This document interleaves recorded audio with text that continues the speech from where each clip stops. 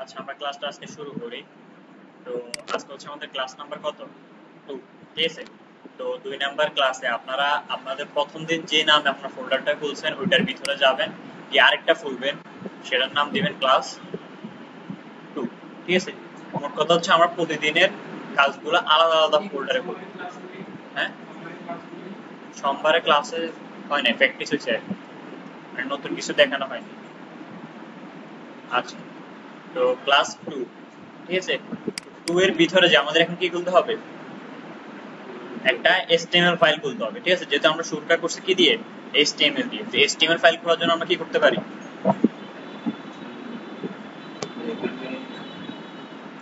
Right button click করে নিউতে যে আমরা কি করি, একটা টেক্সট ডকুমেন্ট। হ্যাঁ, টেক্সট ডকুমেন্টের নামটা কি দিই, index.html, মানে পুরোটা কেটে দিই। ঠিক আছে? index.html। ঠিক আছে? আচ্ছা, পারমিশন চাইলে ইয়েস করে দিলাম, তাহলে কি আমার কোডটা হয়েছে। এবার এটাকে আমি এখানে ওপেন রাখি, এখান থেকে ব্রাউজারে এটা আমার ওপেন হয়েছে। ঠিক আছে? এরপর আসবো আমরা কোথায়, সাবলাইম এডিটরে। ঠিক আছে? আমাদের কোড এডিটরে এসে এটাকে আমি ওপেন করে নিব। ওপেন তো করতে পারি আমরা, ফাইল থেকে গিয়ে ওপেন ফোল্ডার থেকে আমার যে ফোল্ডারটা যেখানে আছে ওইখান থেকে আমরা বলে দিই। ঠিক আছে? আচ্ছা, তো এটা ওখানে অলরেডি ওপেন করা আছে। দেখেন ক্লাস 2 এর ভিতরে index.html টা আমার আসবে। ঠিক আছে?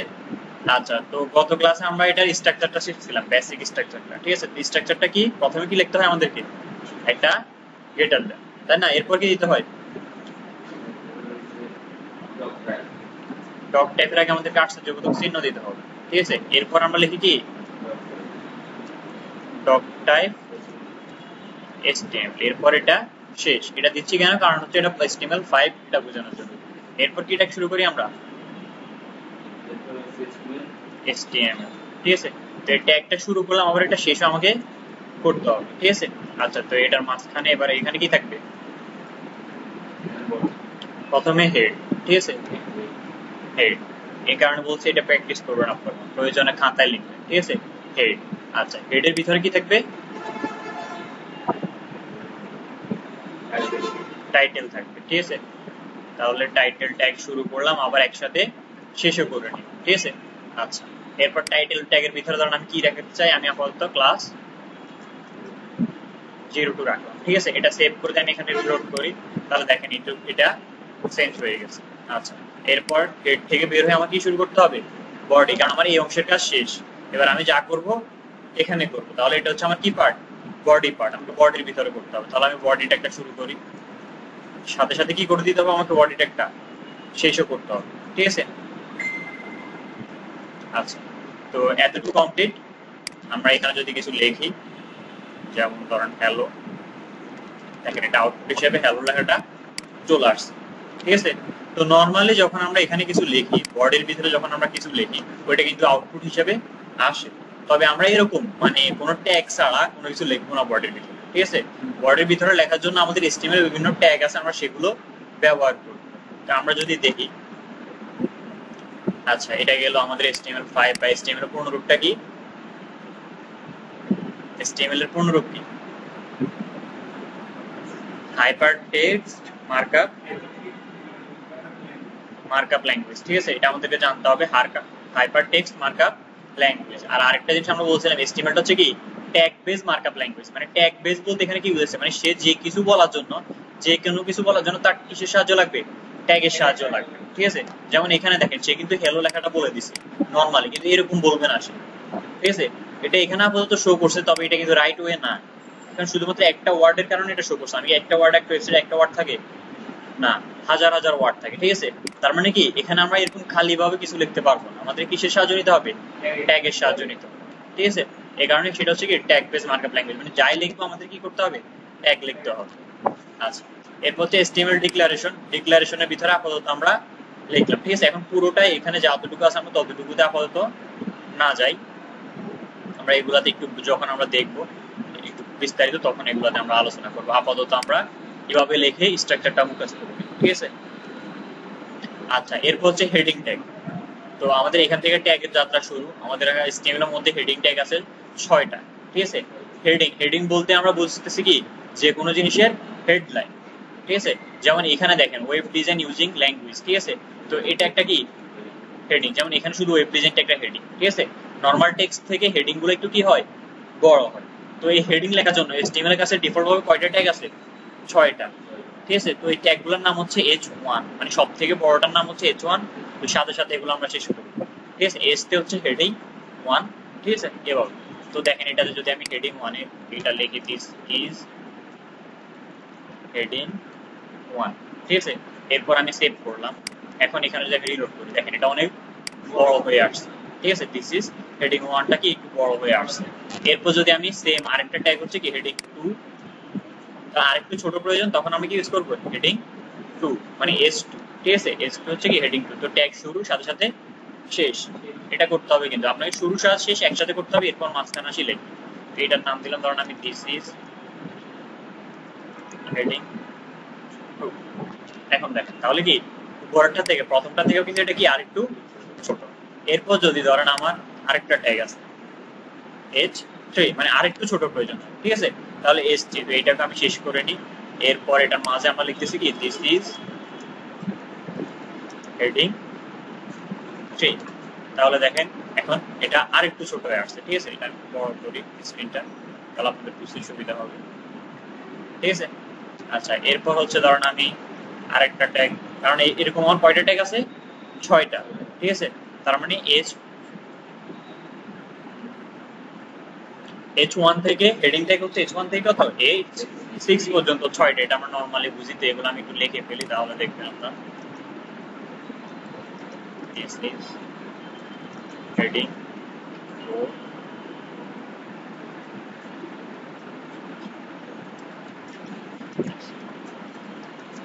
heading 5 আমি লিখে ফেলতেছি। ঠিক আছে,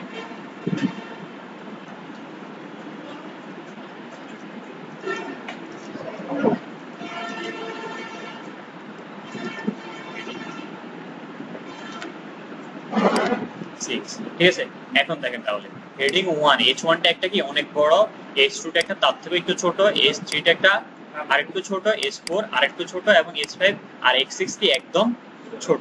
ঠিক আছে, আর এগুলো কিন্তু নরমাল লেখা থেকে মোটা। আমি দেখেন এখানে এই ট্যাগের বাইরে একটা নরমাল লেখা লিখি, কারণ এখানে আমি হ্যালো হ্যালো HTML লেখাটা লিখি,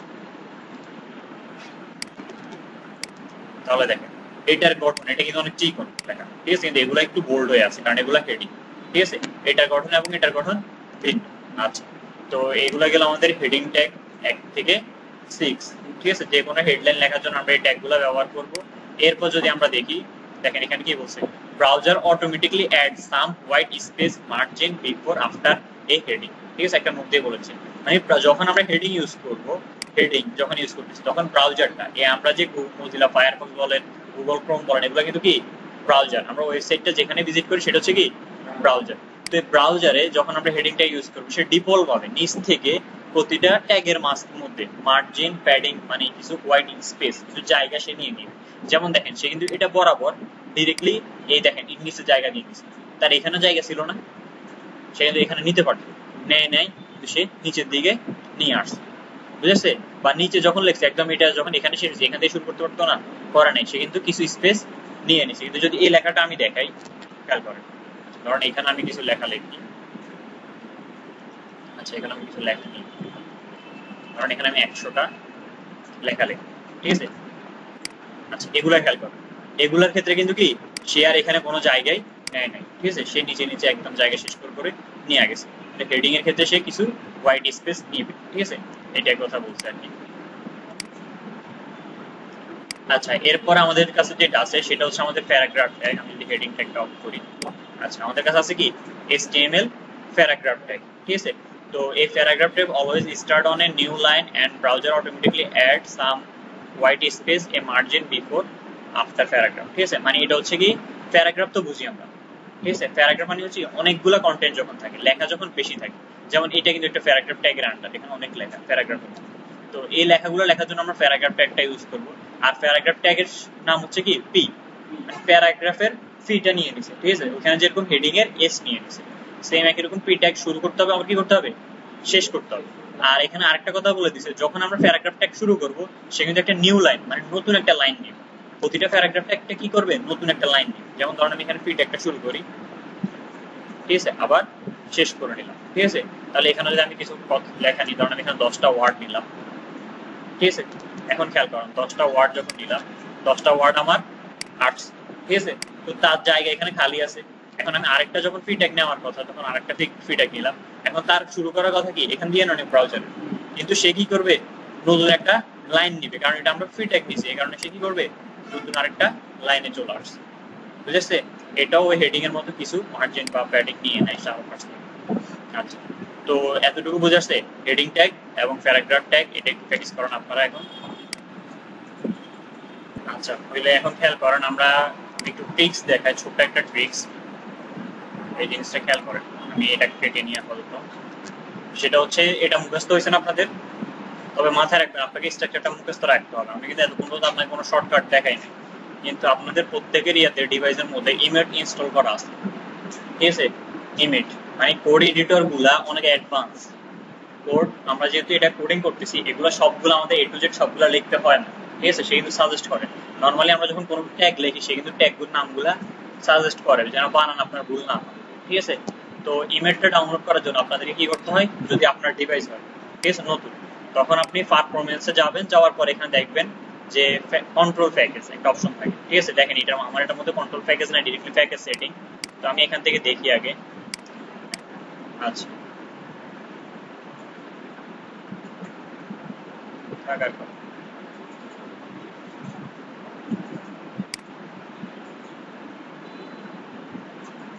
আচ্ছা, এখানে একটা অপশন থাকবে, মানে এটার নিচে প্যাকেজ সেটিং এর নিচে একটা অপশন থাকবে, সেটা হচ্ছে প্যাকেজ মানে কন্ট্রোল প্যাকেজ।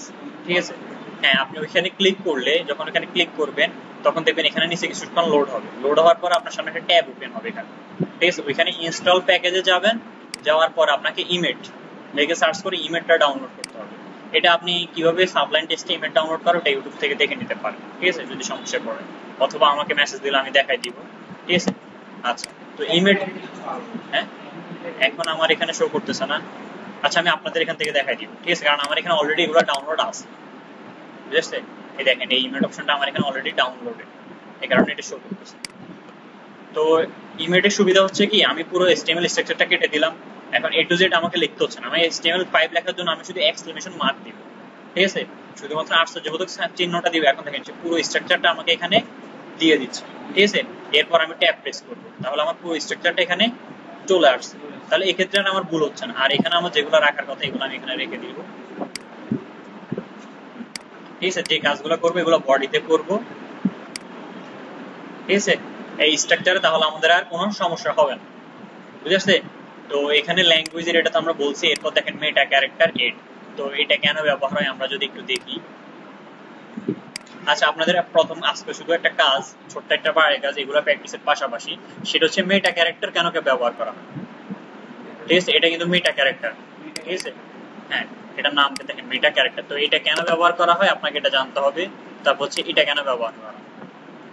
ঠিক আছে, হ্যাঁ, হ্যাঁ, এই দুইটা জিনিস কেন ব্যবহার করা হয় কোড মানে HTML এর ভিতরে, এটা আপনারা একটু খুঁজে বের করবেন। গুগল ভিজিট করেন, ইউটিউব ভিজিট করেন, যেখান থেকে হোক এই দুটো জিনিস খুঁজে বের করবেন। নেক্সট ক্লাস আমি এটা বলে দিব কেন। আচ্ছা, এরপর আমি ধরেন টাইটেলে ক্লাস 2 এ রাখি। তো আমরা এখন ইচ্ছে করলে এখন থেকে আপনারা যখন হয়ে গেছে আপনার স্ট্রাকচারটা, এবার থেকে আপনি শর্টকাটটা ইউজ করতে পারেন। ঠিক আছে, শর্টকাট ইউজ করার জন্য আপনাকে শুধু এক্সটেনশন মার্ক, তারপর কিবোর্ডে ট্যাব বাটন প্রেস করলে পুরো স্ট্রাকচার চলে আসবে। এরপর আপনি বডি থেকে টাইটেলটা চেঞ্জ করে বডি থেকে লেখা শুরু করবেন। আচ্ছা, তারপরে দেখেন এখানে যখন আমি আরেকটা পি ট্যাগ নিই, পি ট্যাগ নিলাম। ঠিক আছে, পি ট্যাগ তো শুরু শেষ করবো। এরপর হচ্ছে আমি কি করে অনেকগুলো লেখা প্রয়োজন আমার। ঠিক আছে, তো লরেন, তো এখানে আপনাদের ক্ষেত্রে অনেকগুলো লেখা আপনারা পান না, তো কি করতে হয়, নিজেকে আন্দাজে লিখতে হবে।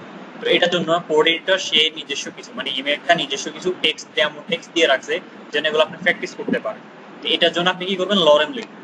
ঠিক আছে, লরেম লেখার পরে আপনার যতগুলো ওয়ার্ড প্রয়োজন, ধরুন আপনার 300টা ওয়ার্ড প্রয়োজন, তাহলে আপনি লরেমের পরে 300 লেখেন, লেখার পরে ট্যাব প্রেস করেন, সে আপনাকে 300টা ওয়ার্ড দিয়ে দিবে। বুঝেছে, মানে আপনার যতগুলো ওয়ার্ড দরকার, ধরুন এখানে আমি 100 ওয়ার্ড লিখি আপাতত। ঠিক আছে, লিখে ট্যাব প্রেস করলাম, সে আমাকে কি করলো, 100টা ওয়ার্ড দিয়ে দিল। আচ্ছা, তাহলে আমার 100টা ওয়ার্ড আসলো। আচ্ছা, এবার এদিকে খেয়াল করেন, এদিকে ইস্যু করেন।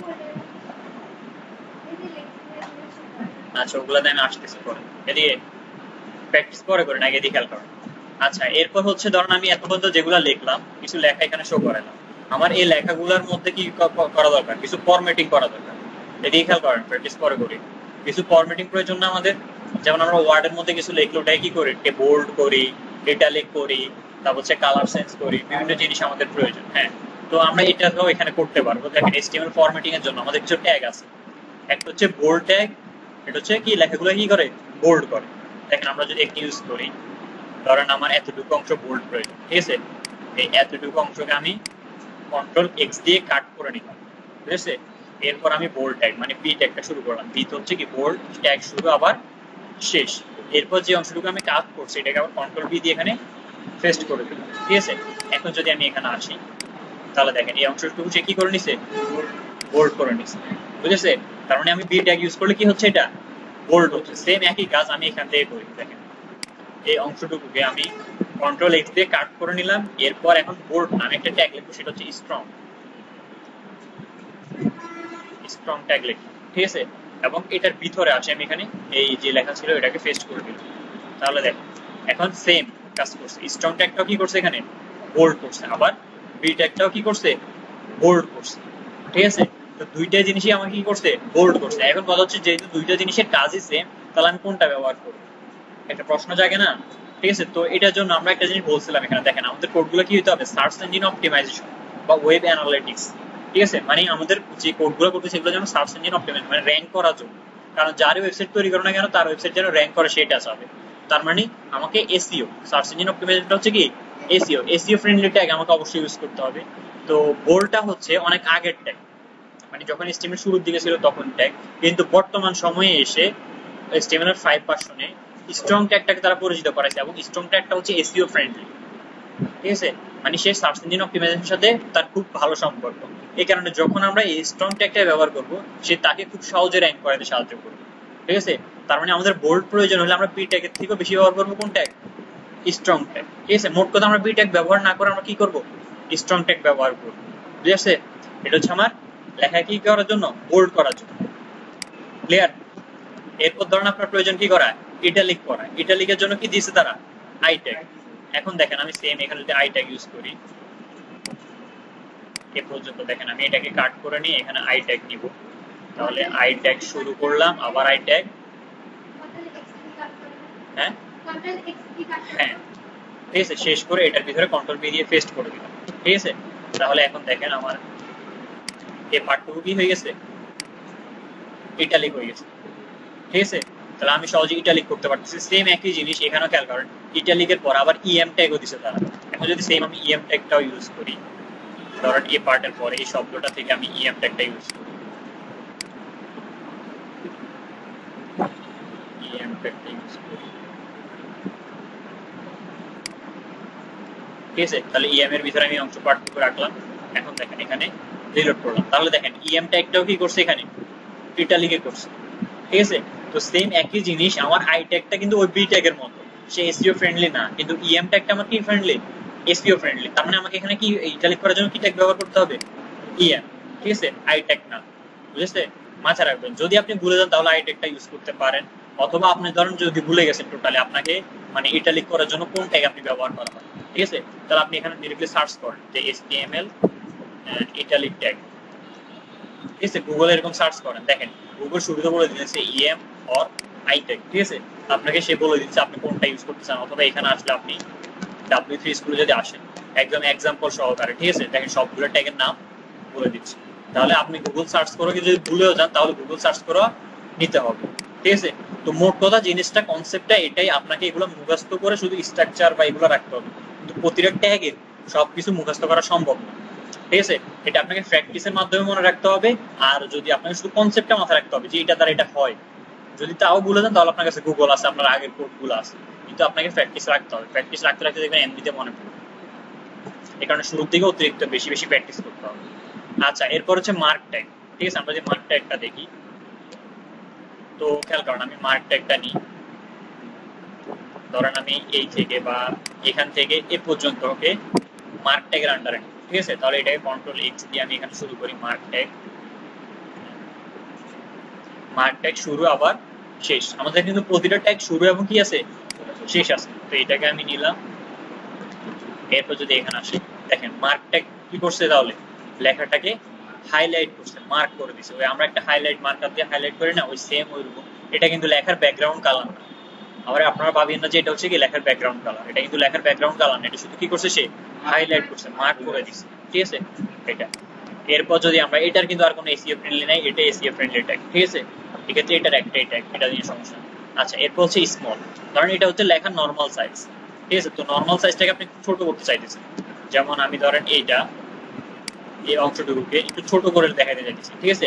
তাহলে আমি স্মল ট্যাগ ইউজ করতে পারবো। একটা ট্যাগ আছে, সেটার নাম হচ্ছে কি স্মল ট্যাগ, ঠিক আছে।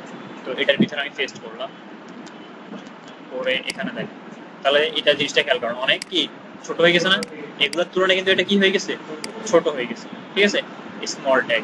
আচ্ছা, এরপর হচ্ছে ডেল ট্যাগ। তো ডেল ট্যাগ লেখার জন্য আমি এখানে আপনাদের একটা জিনিস দেখাই, এই দুইটার পর আমি এখানে S2 টাই ব্যবহার করি, ঠিক আছে। ধরেন আপনার একটা প্রোডাক্ট বর্তমানে দাম হচ্ছে 200 টাকা, কিন্তু আগে দাম ছিল তার 500 টাকা। আচ্ছা, এটা আসছে, ঠিক আছে। তো নরমালি ডিসকাউন্ট অফার চলতেছে, তাহলে ধরেন কি থাকে, এটা 500টা কি থাকে, কাটা থাকে, তাই না, বাকি 200টা শো করে, ঠিক আছে। এখানে কিন্তু কি নাই, কাটা নাই, তাহলে কাটার জন্য আমি কি ট্যাগ ইউজ করবো, এখানে ডেল ট্যাগ ইউজ করবো, বুঝেছি। এবার আমরা যে কোনো ওয়েবসাইটে, ধরেন যে কোনো ওয়েবসাইটে দেখি থাকি না এগুলা, তার মানে এখন আমরা বুঝতে পারতেছি যে এটা কিসের মাধ্যমে হয়, ঠিক আছে। তাহলে এখন ডেল ট্যাগের মাঝখানে আমি, ডেল মানে হচ্ছে ডিলিটার, ঠিক আছে, ডেল ট্যাগের মাঝখানে আমি এটা দিয়ে দিলাম। এখন দেখেন এটা কেটে নিচ্ছে, বুঝেছে। তাহলে ওয়েবসাইট এখন আমরা বুঝতেছি অ্যামাজন বা তারা যেগুলো যে কেটে কেটে অফার দেয়, এটা তারা কিভাবে শো করে, ঠিক আছে, এই ডেল ট্যাগের মাধ্যমে তারা শো করায় থাকে। আচ্ছা, এরপর যেটা হচ্ছে, আমরা যদি এই ট্যাগটা দেখি আইএনএস, আমি ধরেন এতটুকু নিয়ে আনি,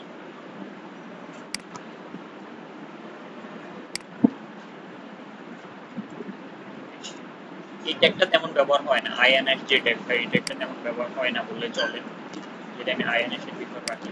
আচ্ছা, দেখেন আইএনএস, ঠিক আছে, এটা হচ্ছে কি করে, লেখার নিচে আন্ডারলাইন দিয়ে দেয়, ঠিক আছে। আমরা আন্ডারলাইনের জন্য ব্যবহার করি না, ঠিক আছে, এটা লেখার নিচে কি করে, কি ইউজ করে দেয়, সে আন্ডারলাইন ইউজ করে দেয়। তো আমরা আরেকটা ট্যাগ দেখি, সেটা আসলে কাজ করে কি দেখি।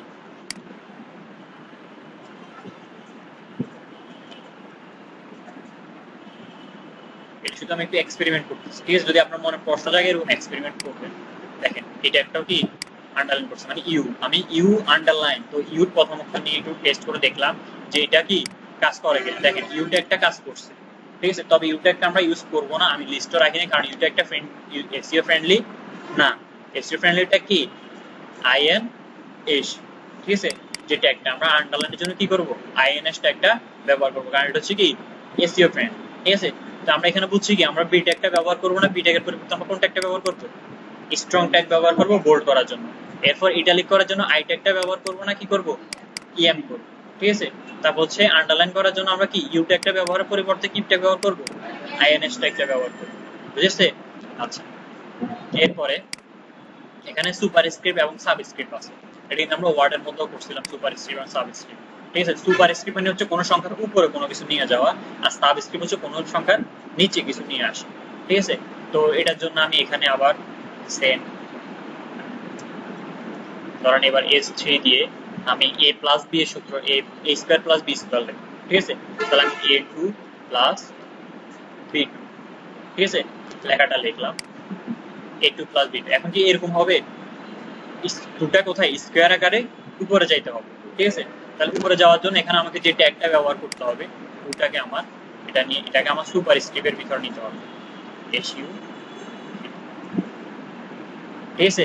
এসইউপি মানে কি সুপারস্ক্রিপ্ট, তো এটার ভিতরে আমি টুটাকে নিলাম। এখন দেখেন তাহলে টুটা কি হয়ে গেছে, স্কয়ার আকারে উপরে উঠে গেছে। সেম একই রকম এই স্কয়ারটাকে আমি কি করব,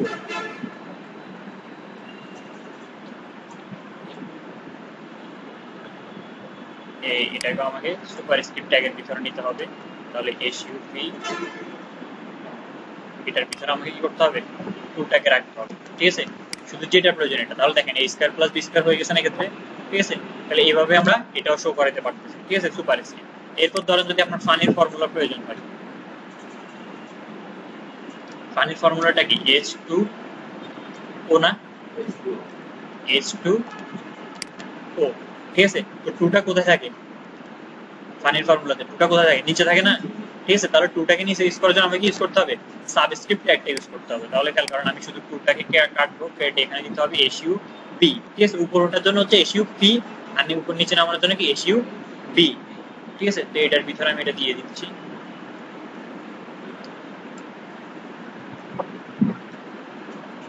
SUB, আর এখানে যাই 2টাকে আমি বলে দিলাম। তাহলে খেয়াল করেন এটা কি করে দিচ্ছে, নিচে নেমে দিচ্ছে, ঠিক আছে? তাহলে এই ফর্মুলাগুলো আমরা পারতেছি না সহজে, আমরা কি করতে পারতেছি, একটা লেখাকে বোল্ড করতে পারতেছি, ঠিক আছে? এরপরে যে আমরা দুইভাবে বোল্ড করা শিখছি, তারপর হচ্ছে লেখাটাকে ছোট করা শিখছি, ঠিক আছে, নর্মাল ইয়ে থেকে। তারপর হচ্ছে আমরা ডেল ট্যাগ মানে ডিলিট করা, কেটে দেওয়া শিখছি। এরপর হচ্ছে আমরা সুপারস্ক্রিপ্ট শিখছি, সাবস্ক্রিপ্ট শিখছি, ঠিক আছে? এরপর আমরা ইটালিকটা দেখলাম, মার্কটা দেখলাম লেখা হাইলাইট করার জন্য, আন্ডারলাইন করা দেখলাম, ঠিক আছে? এগুলো হচ্ছে কি ফরম্যাটিং, ঠিক আছে? এই ফরম্যাটিং গুলো একটু প্র্যাকটিস করানো আপনার। আচ্ছা, তো হ্যাঁ হ্যাঁ আচ্ছা, HTML ফরম্যাটিং গেল।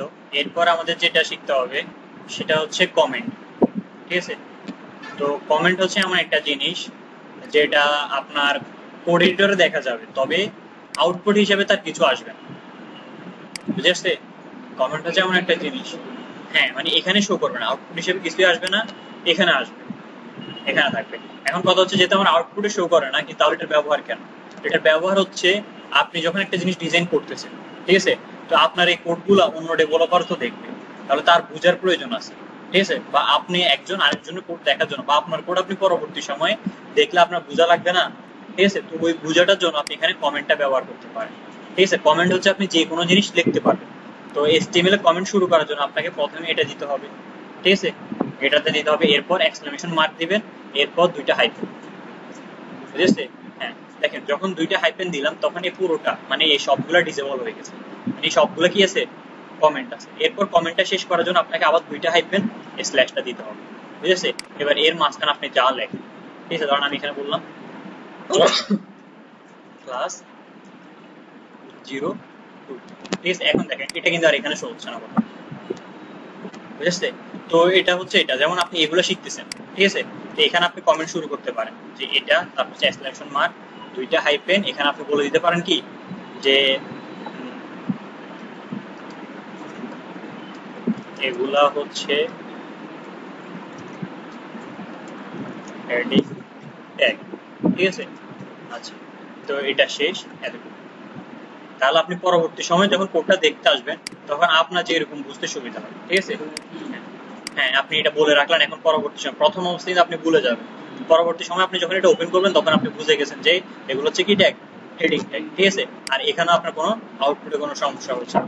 তারপর যেমন এটার ক্ষেত্রে আপনি এখানে বলে দিতে পারেন এটা হচ্ছে কি ট্যাগ, পি ট্যাগ, ঠিক আছে? তো এইভাবে আমরা কি ইউজ করতে পারি, কমেন্ট ব্যবহার করতে পারি।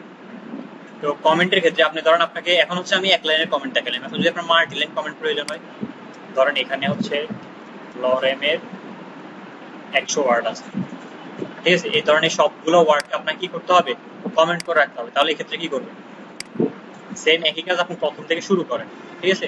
2টা হাইফেন দিয়ে শুরু করেন, দেখেন শুরু হচ্ছে না, তো আপনার যেখানে কমেন্টটা শেষ করার প্রয়োজন আপনি ওইখানে আসি কি করে দিবেন, এটাকে শেষ করে দিবেন, 2টা হাইফেন ব্র্যাকেটটা শেষ, তাহলে দেখেন এটা কমেন্টটা শেষ হয়ে গেছে, বুঝেছে? তাহলে এইভাবে কমেন্টটা ইউজ করতে হবে। তো আজকের ক্লাসটা এতটুকুই, ঠিক আছে? আর কিছু কি আছে?